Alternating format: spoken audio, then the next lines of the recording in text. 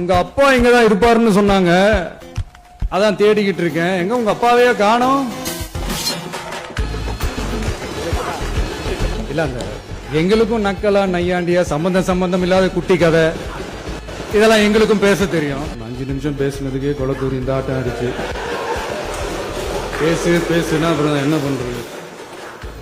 கடைசியா நான் இந்த உரையை முடிக்கிறதுக்கு முன்னாடி ஒரு முக்கியமான ஒரு விஷயம் பத்தி சொல்லணும். ஆளுநர் உரை அன்னைக்கு இந்த தமிழ் தாய் வாழ்த்துக்கு அப்புறம் தேசிய கீதம் பாடினது தப்பு, தேசிய கீதம் 2 முறை பாடினது தப்பு,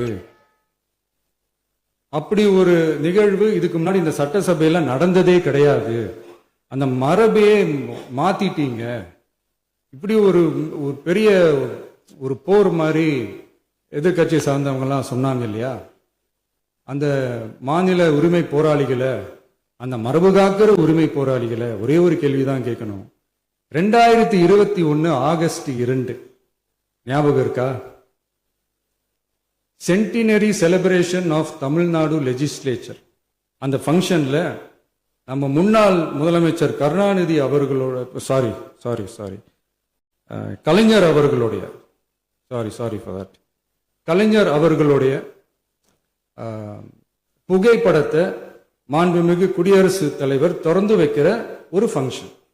அந்த ஃபங்க்ஷன்ல national anthem followed by Tamil Thai வாழ்த்து